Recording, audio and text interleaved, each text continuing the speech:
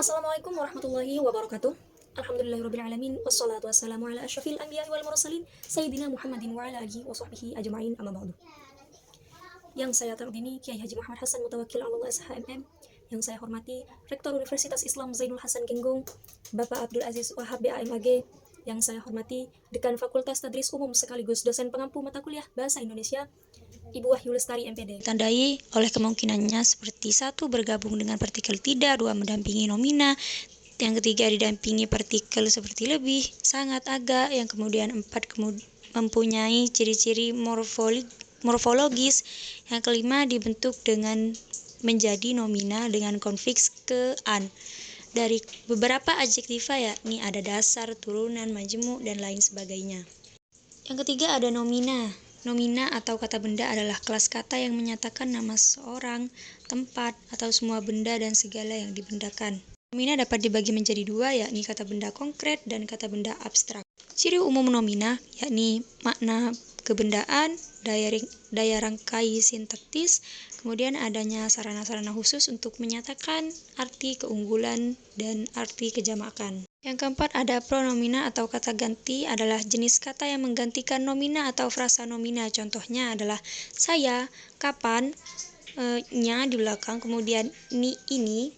Cara pembagiannya pun bermacam-macam tergantung rujukan yang digunakan. Yang kelima ada bilangan, ada numeralia, yakni kata bilangan adalah kata yang menyatakan jumlah benda atau jumlah kumpulan atau urutan tempat dari nama-nama benda.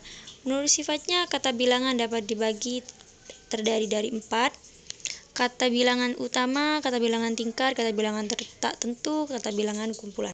Yang keenam ada adverbia, yakni kelas kata yang memberikan keterangan kepada kata lain seperti verba, kata kerja, dan adjektiva, kata sifat yang bukan nomina, kata benda. Dalam bahasa Indonesia dapat dikelompokkan menurut yang pertama ada segi bentuk, yang kedua segi perilaku sintaktis, yang ketiga ada segi perilaku semantik. Yang ketujuh ada interrogativa, yakni kategori dalam kalimat interrogatif yang berfungsi menggantikan sesuatu yang ingin diketahui oleh pembicara atau mengukuhkan apa yang telah diketahui pembicara. Interrogatif seperti menanya. Kemudian kalimat bertanya seperti itu ada 3 sifat, yakni dasar, turunan, dan terikat. Yang nomor 8 ada demonstrativa, yakni kata tunjuk, kata yang dipakai untuk menunjuk atau menandai orang atau benda secara khusus, seperti kata yakni tunjuk dasar, itu contohnya itu, ini. Kemudian kata tunjuk turunan, yaitu berikut, sekian, demikian, begitu. Yang terakhir ada gabungan, contohnya di sana, di situ, di sini. Nomor 9 ada artikula, yakni kata sandang, kata yang menentukan atau membatasi kata benda. Kata sandang umumnya terletak di depan sebelum kata benda. Kata sandang berupa partikel jika tidak dapat berfraksi diberi imbuhan.